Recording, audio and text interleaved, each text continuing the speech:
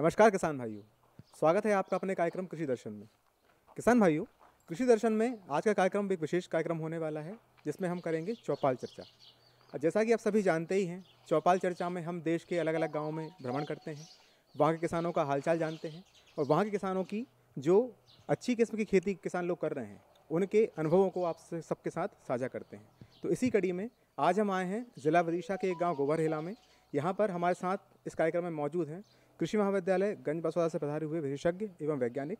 तो आज इस गांव के किसानों से हम चर्चा करेंगे, उनकी समस्याओं को समझेंगे और जानेंगे उनकी खेती किसानी के हाल, और विशेषज्ञों से चर्चा करेंगे उनकी समस्याओं के बारे में और समाधान पाने की कोशिश करेंगे।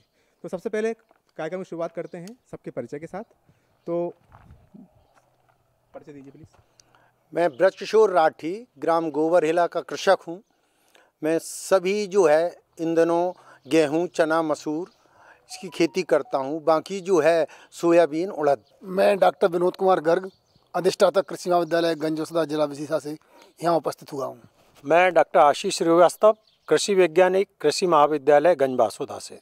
मैं शिवानगी राठी, ये ग्राम गोबरहेला से। मैं घनश्याम जामलिया, कृषि महाविद्यालय गंज बसौदा से शस्य विज्ञान विभाग से यहाँ पर आया। किसान भाइयों सभी का परिचय हो चुका है। हमारे साथ विशेषज्ञ के तौर पे यहाँ पे उपस्थित हैं कीट विशेषज्ञ डॉक्टर गर्ग सर और पादप रोग विशेषज्ञ डॉक्टर आशीष श्रीवास्तव जी। तो चर्चा को आगे बढ़ाते हैं। और जैसा कि रबी मौसम का यहाँ पे टाइम चल रहा है, किसान हमारे बहुत सारे खेती में जो रबी मौसम की फसलें हैं उनको बो चुके हैं। तो अब क्या क्या ऐसी चीज़ें करनी चाहिए किसान को, क्या क्या सावधानी रखनी चाहिए, इसी विषय पे हम आज चर्चा करेंगे। और किसान भाई अपने अपने प्रश्न किसानों से, उसके एक्सपर्ट से करेंगे। तब तक एक्सपर्ट से हम एक जानकारी ले लेते हैं छोटी सी कि अभी कौन कौन सी चीज़ों को ध्यान रखना है और कौन कौन सी अभी सावधानियाँ किसानों को रखनी है। पहले मैं शुरुआत करना चाहूँगा अधिष्ठाता महोदय डॉक्टर गर्ग सर से। सर किसानों को बताइए कि अभी कौन कौन सी सावधानियाँ किसानों को रखनी चाहिए जिससे कि उनमें कीटों का प्रभाव कम पड़े। जैसे अभी वर्तमान किसान भाइयों ने सरसों, गेहूँ, चना, मसूर, मटर इनकी फसल लगाई हुई है, तो किसानों को क्या है अभी से अपने खेतों की निगरानी करते रहना है। निरीक्षण करते रहेंगे तो उनको पता लगेगा कि यहाँ पर कीड़े की समस्या है या बीमारी की है, या हमें कोई खाद का छिड़काव करना है, उर्वरक का, या सिंचाई करना है। तो किसान भाइयों को यदि खेत का निरीक्षण करते रहेंगे तो हमें पता लग जाएगा कि कीड़े की समस्या आ रही है। यदि कीड़े की समस्या आती है तो फसल में जो कीड़े आते हैं उनके हिसाब से उनको फिर उनके नियंत्रण के लिए दवाइयों का स्प्रे करना आवश्यक है। किसान भाइयों, देखा आपने कि अभी आपको कौन कौन सी चीज़ों की ध्यान रखना है जिससे कि कीटों का प्रभाव किसानी में कम पड़े या फसलों में कम पड़े। अब हम डॉक्टर साहब से जानेंगे, डॉक्टर आशीष श्रीवास्तव से जानेंगे कौन कौन से रोग अभी नई फसल में आते हैं, उनका कैसे आप बचाव कर सकते हैं। डॉक्टर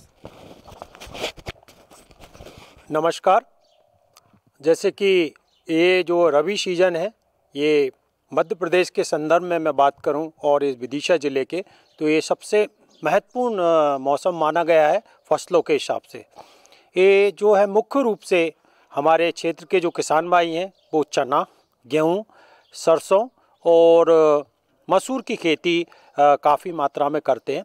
और जो दलहनी फसलें हैं इनमें मुख्यतः रोगों का प्रकोप काफ़ी ज़्यादा होता है। इन रोगों की पहचान किसान भाई समय पे करें, क्योंकि उकटा रोग जो है चने की फसल, मसूर की फसल को काफ़ी ज़्यादा प्रभावित करता है। तो इसके लिए मैं सभी किसान भाइयों से कहना चाहता हूं कि वे रोग प्रतिरोधी किस्मों का प्रयोग करें, साथ में बीजोपचार का प्रयोग करें और अंतर्वर्ती फसल के रूप में चने के साथ अलसी अवश्य रूप से लगाएं। जहाँ तक गेहूं की बात है तो गेहूं की उन्नत किस्में इस क्षेत्र में लगातार लग रही हैं। इन किस्मों में अभी मुख्य रूप से जो समस्या लगातार देखने को मिल रही है, कंडवा रोग का प्रकोप खरीफ फसल में देखने को मिलता है। साथ में कुछ क्षेत्रों में जो है रस्ट की भी समस्या देखने को मिल रही है।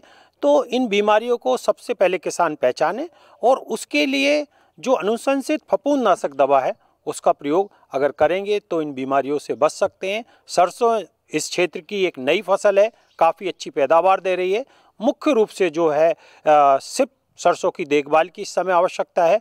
ज़्यादा बीमारियों का प्रकोप इस क्षेत्र में अभी सरसों में देखने को नहीं मिल रहा है।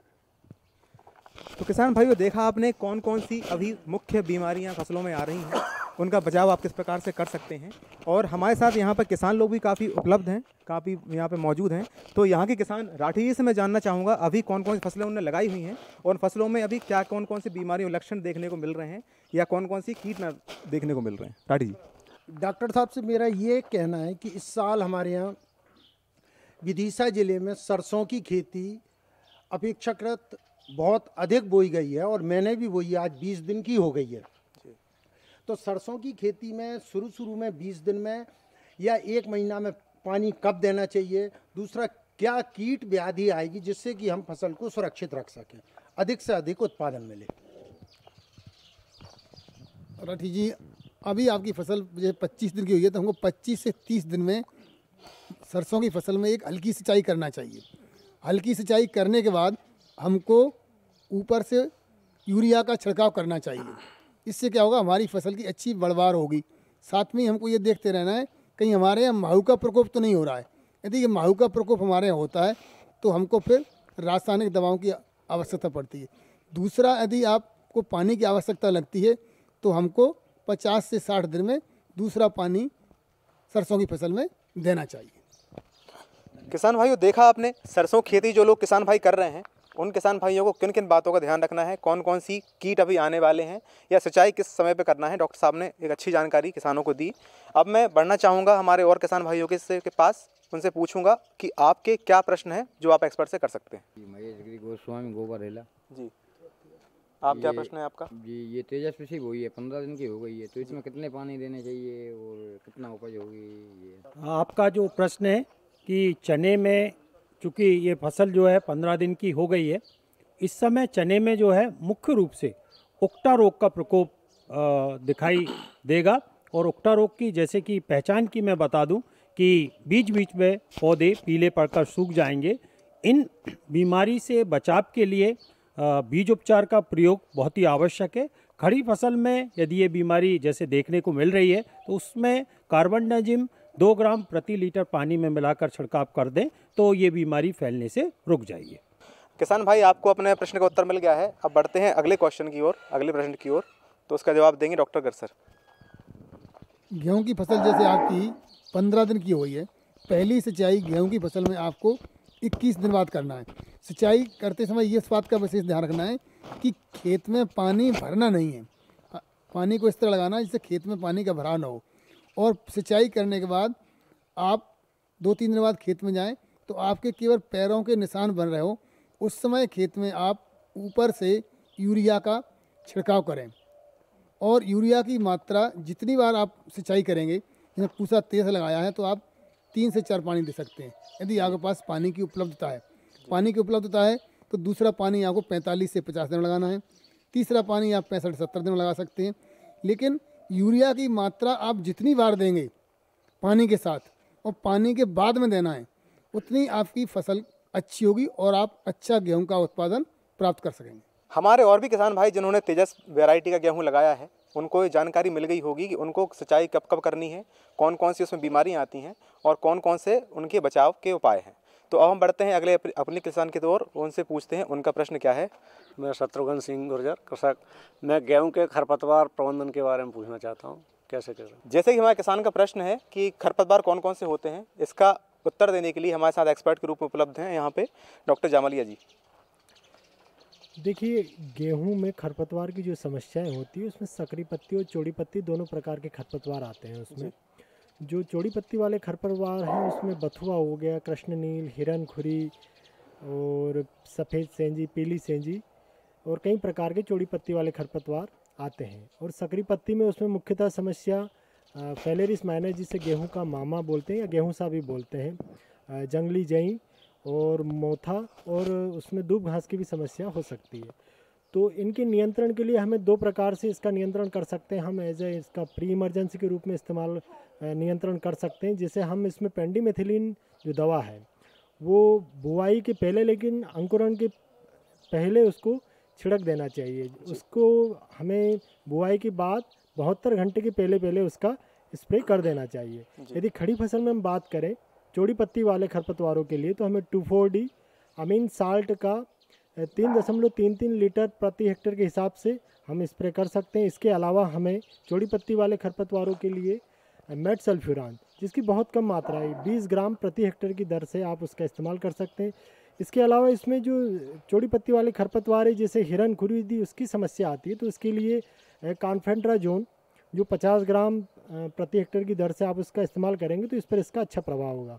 और हम बात करें यदि सकरी पत्ती वाले, तो हमें गेहूं में सिलेक्टिव हर्बिसाइड का स्प्रे करना चाहिए। हम उसमें क्लोडिनोफॉप, प्रोपार्जिल, जिसका 400 ग्राम प्रति हेक्टेयर की दर से इस्तेमाल होता है। इसके अलावा उसमें हम पिनोक्साडेन और फिनोक्साप्रॉप जो 1 लीटर प्रति हेक्टेयर की दर से इस्तेमाल कर सकते हैं। इसके अलावा साथ ही साथ इसमें हम सकरी और चौड़ी पत्ती के लिए यदि किसान भाई दोनों खरपतवारों को नियंत्रण करना चाहते हैं तो प्रीमिक्स के रूप में हमें क्लोडिनोफॉप और मेटसल्फ्यूरान उसकी 400 ग्राम प्रति हेक्टेयर के हिसाब से आप करेंगे तो दोनों प्रकार के खरपतवार नियंत्रित हो जाएंगे।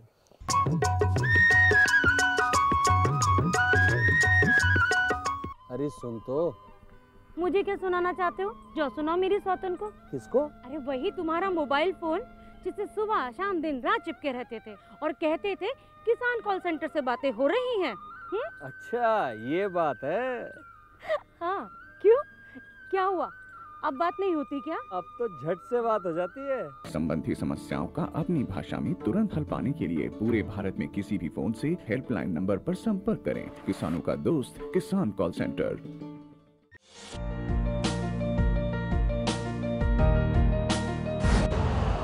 यूरिया का स्वदेशी उत्पादन 70 लाख टन बढ़ाने के लिए 6 उर्वरक संयंत्रों का उद्धार किया जा रहा है। FCIL के गोरखपुर, सिंदरी, तलचर और रामागुंडम संयंत्र, HFCL की बरौनी इकाई और BVFCL की नामरू फोर्थ। सोने पर सुहागा ये है कि देश में अब बनेगा सिर्फ नीम लेपित यूरिया, क्योंकि इससे होगा किसानों का फायदा ही फायदा। अनाज का उत्पादन 10% तक बढ़ेगा। बढ़ेगी 10 से 15% नाइट्रोजन क्षमता।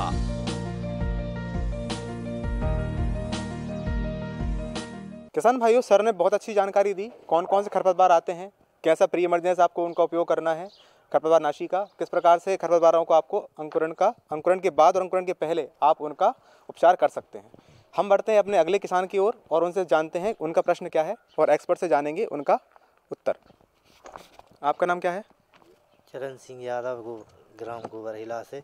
हमने चने लगाए हैं, उसमें कब कब पानी लगाना है? आपका प्रश्न चने को लेकर है। ये किसान हमारे गोबरहिला से हमारे साथ जुड़े हुए हैं। इनका प्रश्न है चने को लेकर कि चने में कौन सी वैरायटी में कितना पानी किस समय पर देना चाहिए। हम अपने एक्सपर्ट से जानेंगे इस बारे में। देखिए, आपने जैसे प्रश्न किया चने में कितना पानी देना है और कितनी मात्रा देना है, इस बात का विशेष ध्यान रखें कि चना एक दलहनी फसल है और इसमें पानी की जो है मात्रा गेहूं की अपेक्षा काफ़ी कम लगती है। तो पहला तो ये इस बात का विशेष ध्यान रखें कि चने में हल्की सिंचाई करना है और वो भी स्प्रिंकलर से करना है और सिंचाई 50% फूल आने के पश्चात ही आप सिंचाई उसमें करें। एक बात का और विशेष ध्यान रखें कि चने में खड़ी फसल में यूरिया का छिड़काव ना करें, क्योंकि चने में जो राइजोबियम जीवाणु होते हैं जो कि उसकी जड़ों में होते हैं, वो वायुमंडल से अपने आप ही जो है एक बार की फसल के बाद नाइट्रोजन का संचय करने लगते हैं। इसलिए खड़ी फसल में चने में जो है यूरिया का प्रयोग भी ना करें। बहुत से किसान भाई जिन्होंने चने की फसल बोई है उनको इस प्रश्न का उत्तर मिल गया होगा कि उनको चने में सिंचाई कब कब करनी है और किस मात्रा में करनी है और कब उन सिंचाई करते समय किन किन बातों का ध्यान रखना है। अच्छी बात यह है कि हमारे साथ आज कार्यक्रम में एक महिला किसान भी हैं। अच्छा लगता है कोई महिला जब किसानी करती हैं, तो उनका भी कोई प्रश्न होगा, उनसे पूछते हैं उनका क्या प्रश्न है।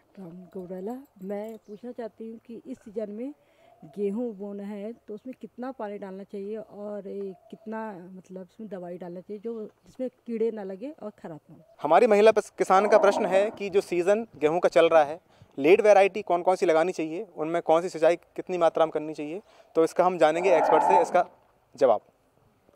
सर, जैसे हमारी महिला कृषक ने पूछा है कि गेहूँ में कब कब सिंचाई करना है, तो गेहूँ में क्या होता है कि किस प्रकार लगाई है। गेहूं में हम 1 से लेकर के 5 तक पानी दे सकते हैं। अब वो किस्म के ऊपर निर्भर करता है कि उसमें कितने पानी हमको देना है। अमूमन हमको जैसे 3 से कम पानी नहीं देना चाहिए गेहूँ में। और यदि बरानी क्षेत्र में लगाया है जहाँ पानी की व्यवस्था नहीं है, वहाँ कम से कम 1 पानी तो हमको लगाना ही चाहिए। तो पहला पानी हमको गेहूँ में 21 दिन के बाद देना है।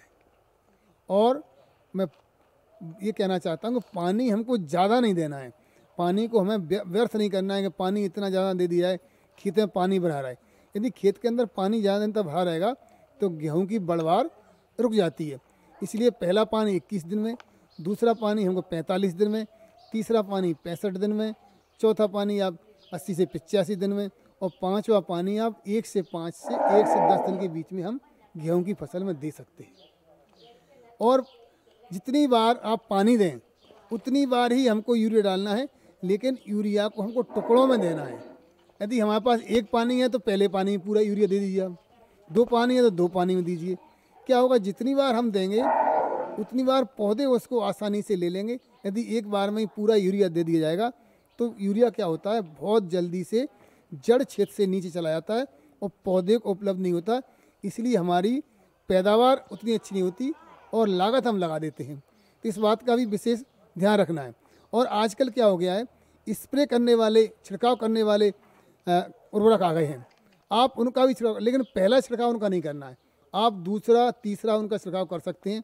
ऐसे नैनो यूरिया आ रहा है, नैनो फॉस्फोरस आ रहा है, और 12 आपका लिक्विड और फर्टिलाइजर आते हैं, उनका ही बहुत अच्छा रिजल्ट है। जिनके किसान भाइयों के पास मान लीजिए पानी नहीं है और उनको अपने दाने बोल्ड करना है, तो अंतिम रूप में वो इन लिक्विड तरल उर्वरकों का स्प्रे कर सकते हैं, जिससे उसके दाने की चमक बहुत अच्छी होगी, दाना बोल्ड होगा और आपको उपज अच्छी प्राप्त हो। किसान भाइयों, हमने आज जाना, किसानों से प्रश्न पूछे, उनके उत्तर जाने। यहाँ पे एक बात बताना चाहूँगा, हमारे बीच आज एक ऐसे किसान भी हैं जो विदेश भी घूम के आए हैं। तो हम राठी जी से जानना चाहेंगे, विदेश में उन्होंने खेती की कौन कौन सी टेक्नोलॉजी देखी और अपने किसान भाइयों से क्या साझा करना चाहते हैं वो। राठी जी। किसान भाइयों को मैं ये बताना चाहता हूँ कि विदेश में मैं हॉलैंड और इजराइल गया, तो हॉलैंड में मैंने ये देखा कि दूध का उत्पादन ज़्यादा से ज़्यादा किस तरीके से जो है किसान भाई खेती के साथ में ले सकते हैं और अपनी कमाई को जो है, जो लागत कम लागत में ज़्यादा दूध जो है मिले और खेती में फ़ायदा हो, इस तरह की एक वो देखा। दूसरा जो है किस तरह की से लोग आपने आज तक एमपी या पूरे भारत में ग्लास हाउस जो है, ग्लास हाउस में भी वहाँ खेती होती है, तो टमाटर की खेती मैंने ग्लास हाउस में देखी। एक छोटी सी मिट्टी 1 किलो की उसमें थैली में और पूरा पौधा लगा हुआ और ऊपर तक जो है वो टमाटर जो है पूरा फलता हुआ, साथ में उसका उत्पादन बहुत अच्छा, साथ में पूरा का पूरा वो टमाटर आपका विदेश जाता है वहाँ से भी, और उसका डंठल नहीं तोड़ते। यहाँ पे जो है लोग डंठल तोड़ने के बाद में उसको 3-3 दिन तक आपका स्टॉक में रख सकते हैं। ये चौथा जो है हमने फिर इजराइल में तो जो है आज आप देख रहे हैं हमारे यहाँ इंडिया में स्प्रिंकलर जो पद्धति है वो इजराइल की देन है, ड्रिप वाली जो है वो भी इजराइल की है। तो वहाँ पूरी खेती, चाहे आपका गेहूं, चना, फल की खेती, जितनी भी खेती होती है वो आपकी जो है ड्रिप और स्प्रिंकलर से होती है। कम पानी में ज़्यादा सिंचाई करना जो है इजराइल की ही देन है। साथ में जो है वो लोग समुद्र के पानी को पीते हैं, तो समुद्र के पानी को पीने के लिए किस तरह फिल्टर लगा हुआ है उनके यहाँ, वो पानी को बिल्कुल साफ करते हैं और तेल अबीब और 2 पूरे उनके जो बड़े बड़े हैं वहाँ का पानी, पूरा गंदा पानी इकट्ठा करके और फिर उसको जो है वो लोग उस पानी को करके तैयार और खेती के काम में लेते हैं। मतलब कम पानी में अधिक उत्पादन लेना है तो आप इजराइल जो है एक देन है इंडिया के लिए भी और पूरे वर्ल्ड के लिए, जो है कि कम पानी में खेती कैसी की जाए और साफ पानी समुद्र को कैसे पिया जाए, उनका मेन जो है लक्ष्य ये है। और तो हर किसान भाई को हमारे मध्य प्रदेश शासन की तरफ से गए थे हम तो लोग, जो बड़े किसान थे उनको 90% पैसा लगा था, छोटे किसान को 25% देना पड़ा था। तो सरकार की अगर दोबारा स्कीम आती है तो किसान को जरूर जाना चाहिए और देख के आना चाहिए कि इंडिया से हटके कैसे जो है वहाँ का उत्पादन है किसी भी देश में, और किसान किस तरह संपन्न है। किसान भाइयों, अब समय है खबरें खेती की का। नमस्कार किसान भाइयों, खबरें खेती में आपका बहुत स्वागत है। आइए सबसे पहले शुरुआत करेंगे प्रमुख समाचारों के साथ। गेहूं की बुआई 10.50% बढ़ी। गेहूं की फसल में लगने वाले रोग, चने को उकठा रोग से बचाएं। फसलों में उपयोगी वर्मी कंपोस्ट, सरसों और तोरिया आर्द्र पतन से बचाएं। और आइए अब खबरों पर नजर डालते हैं विस्तार से। गेहूं की बुआई 10.50% बढ़ी। देश में होने वाली कुल सामान्य बुआई के रकबे में से 50% से ज़्यादा बुआई हो चुकी है। इसमें गेहूं के रकबे में इस साल अच्छी उछाल देखी जा रही है। इस साल रबी फसलों की बुआई पिछले साल से ज़्यादा हो रही है। चालू रबी सीजन में 25 नवंबर को समाप्त सप्ताह तक रबी फसलों की कुल बुआई पिछले साल की समान अवधि से करीब 7% ज़्यादा हुई है। रबी फसलों की सामान्य बुआई की 50% से ज़्यादा बुआई हो चुकी है। रबी फसलों में प्रमुख फसल गेहूं, सरसों व चने की बुआई बढ़ गई है। बुआई में सबसे ज़्यादा बढ़ोतरी सरसों में हो रही है।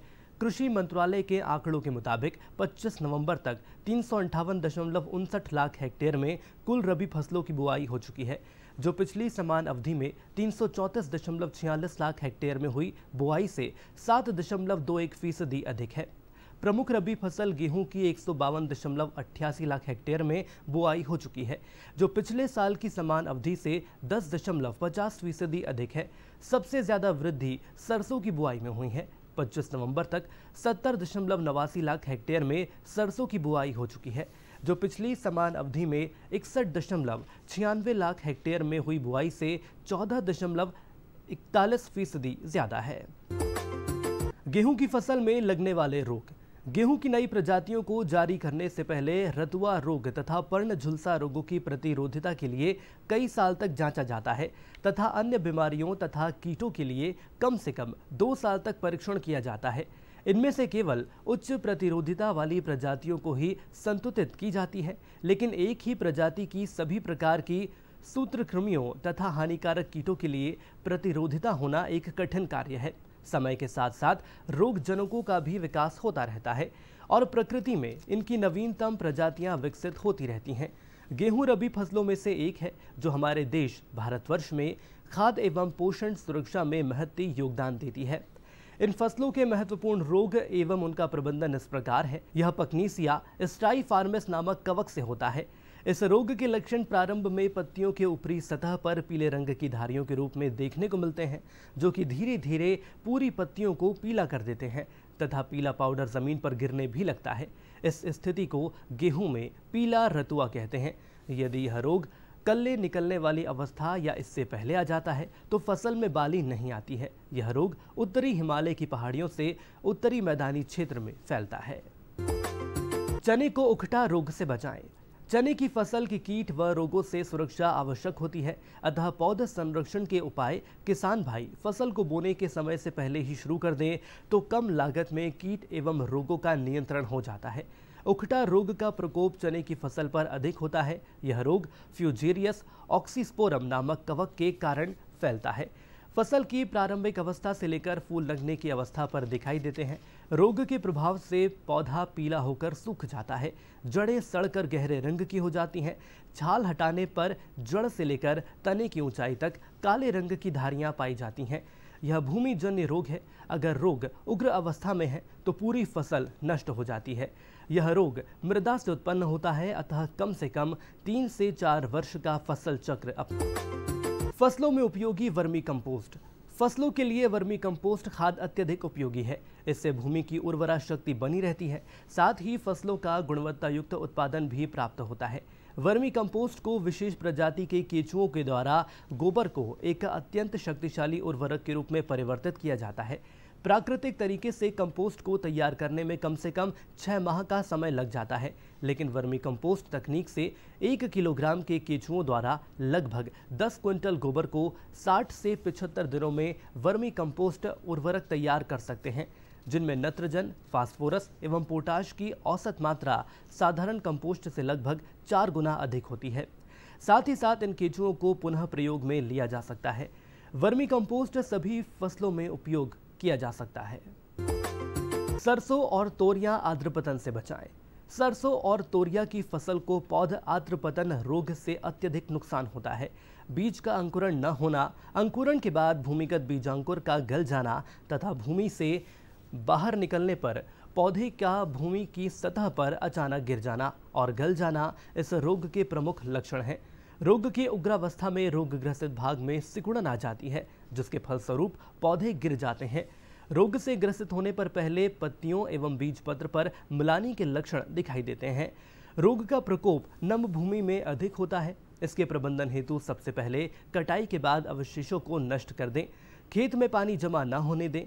बीज को कैप्टॉन या थायरम की 2.5 ग्राम मात्रा प्रति किलो बीज की दर से उपचारित कर ही बोएं। मिट्टी का रासायनिक उपचार कैप्टॉन या थायरम, इसके अलावा फाइटोलान के 0.2% के घोल से अवश्य करें। रोग के लक्षण दिखाई देने पर कैप्टॉन 0.2%, फाइटोलान 0.25% के घोल का छिड़काव तुरंत करना चाहिए। और इसी के साथ किसान भाइयों, मुझे दीजिए अनुमति। नमस्कार।